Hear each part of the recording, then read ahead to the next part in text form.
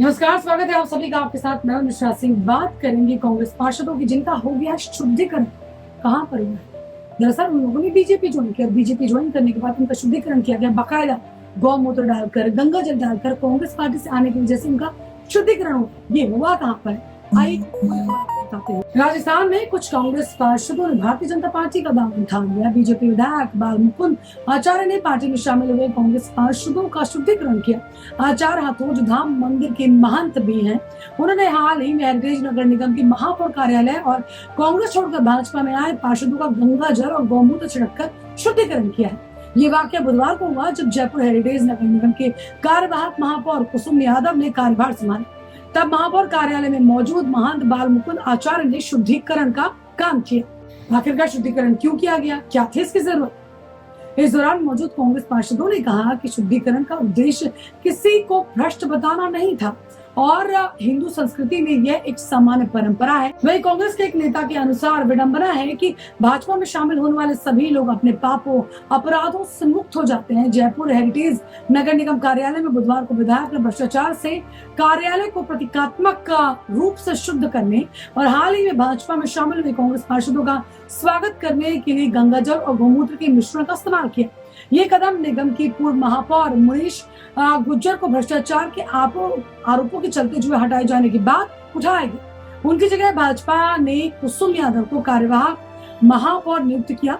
यादव को कांग्रेस के 7 पार्षदों और भाजपा में शामिल हुए एक निर्दलीय पार्षद का भी समर्थन प्राप्त है। बाल मुकुंद आचार्य इस पर क्या बोले? उन्होंने कहा, सारी अशुद्धता साफ हो गई है। कुसुम यादव के औपचारिक रूप से पदभार ग्रहण करने से पहले बाल मुकुंद आचार्य ने JMCH परिसर पार्षदों और अधिकारियों के लिए शुद्धिकरण समारोह आयोजित किया। वैदिक मंत्रों के साथ में उनकी अगुवाई करने वाले आचार्य ने कहा, हमने निगम को गंगा जल से शुद्ध किया है, सभी अशुद्धियों को दूर किया है। अब नई महापौर के कार्यभार संभालने के बाद हम पवित्रता के माहौल में काम करेंगे। अनुष्ठान के दौरान आचार्य ने भाजपा में शामिल होने वाले कांग्रेस पार्षदों पर प्रतीकात्मक रूप से गंगा जल और गौमूत्र का मिश्रण छिड़का और दावा किया कि शुद्धिकरण अनुष्ठान ने उन्हें सनातनी में बदल दिया है। आचार्य ने कहा कि उनकी सारी अशुद्धता और भ्रष्टाचार साफ हो गया। उन्होंने कहा कि नगर निगम के अधिकारी भी शुद्धिकरण प्रक्रिया से गुजरे हैं।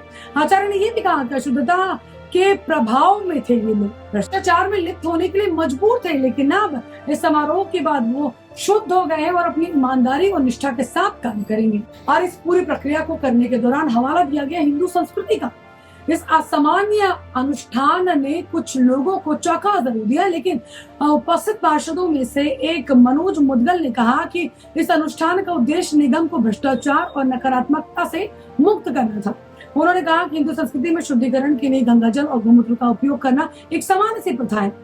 एक अन्य पार्षद पारस जैन ने उनका समर्थन करते हुए कहा कि आचार्य कार्यालय को भ्रष्टाचार से जो है मुक्त करने के लिए अनुष्ठान कर रहे थे।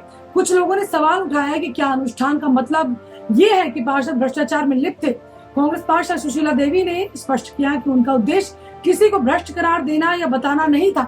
अब आप इस खबर को लेकर क्या राय रखते हैं? आपको हमारी जानकारी कैसी लगी? और जिस तरीके से शुद्धिकरण की प्रक्रिया हुई, आपको लगता है कि ऑफिसर्स में इस तरह की प्रक्रिया होनी चाहिए? क्योंकि हमारे भारतीय कल्चर का हिस्सा, जिस तरीके से यहाँ पर जो कांग्रेस के जो पार्षद है जो इसमें शामिल हुए बीजेपी में, जो लोग कह रहे हैं, आप इसको लेकर क्या राय रखते हैं? अपनी राय मेरे साथ जरूर शेयर करें। नमस्कार।